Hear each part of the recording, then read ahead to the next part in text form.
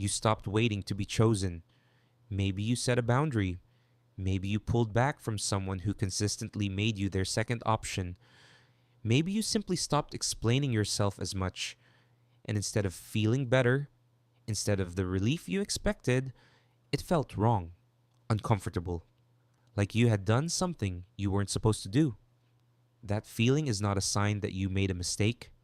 It is actually the most important sign that you are finally doing something right. And by the end of this video, you are going to understand exactly what healing looks like for someone who spent years never being anyone's first choice, why it feels the way it does, what it quietly does to your relationships, and the three signs that tell you the cycle is genuinely breaking. Most people quit before they reach those signs. You won't. People will tell you healing is beautiful.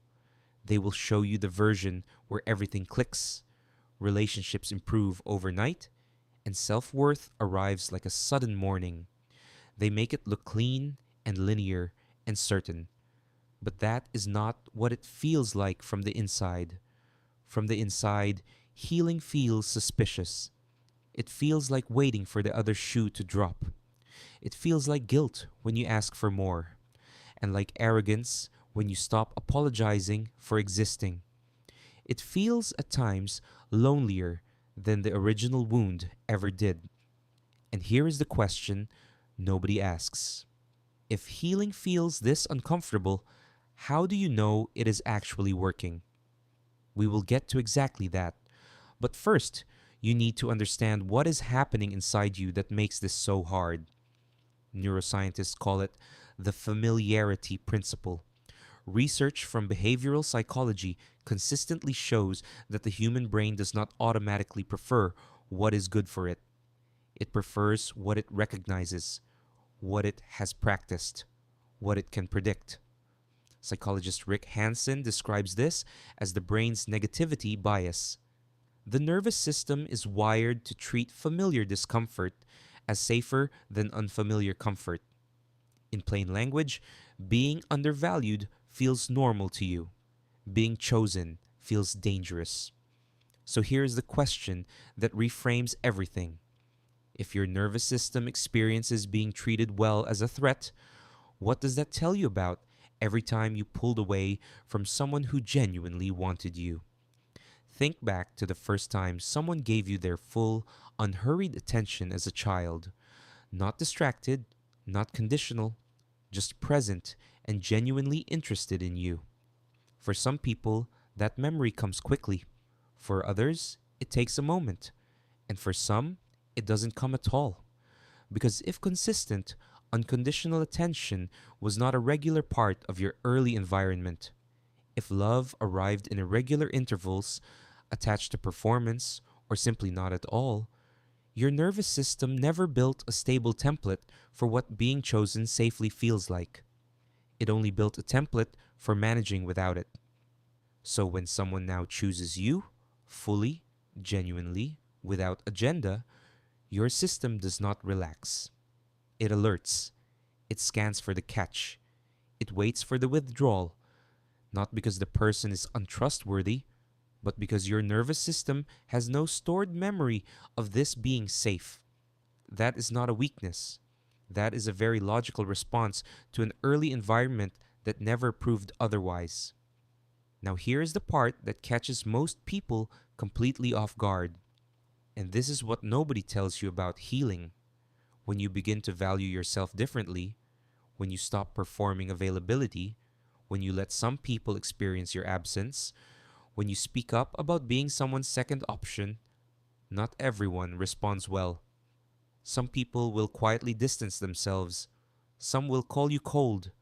Some will say you have changed, and they will not mean it as a compliment. And the temptation in that moment is enormous. To go back, to shrink again, to tell yourself that the old way was easier, and maybe this healing thing is making things worse. But remember the science from earlier, the familiarity principle. Your nervous system and theirs have both been calibrated to a version of you that requires very little. When you require more, the dynamic shifts, and some dynamics were never built to survive that shift. This is not failure. This is information. The relationships that cannot survive you valuing yourself were never relationships built on your wholeness.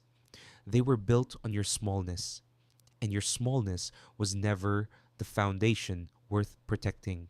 So here is the reframe. Healing does not feel like arrival, it feels like adjustment.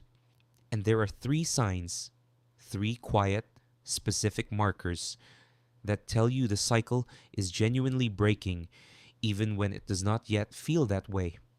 One, you start noticing deprioritization in real time instead of rationalizing it afterward. You feel it as it happens. That awareness is the nervous system updating its map. Two, being alone stops feeling like rejection and starts feeling like a choice. The silence stops being evidence of your unworthiness and starts being evidence of your discernment. 3. You find yourself genuinely uninterested in convincing people to choose you. Not angry, not resigned, simply uninterested. Because you have begun to understand that someone who needs convincing has already answered the question. Now let me ask you directly, which of these three signs feels furthest from where you are right now? Here's what I held back for you until this moment. The people who fully heal from never being anyone's first choice do not end up chasing better relationships. They end up building a completely different relationship with solitude first. They discover that the discomfort they always ran from, the fear of being alone, of being unclaimed, of being the one nobody called, was never really about other people at all. It was about the story they told themselves in the silence. And when the story changes, when the silence stops being a verdict and starts being a space, everything else follows. Not perfectly, not quickly, but genuinely. You are not healing to become someone worth choosing. You are healing to remember that you always were. And the right people, the ones who see that without being shown, have always been the only ones worth staying for.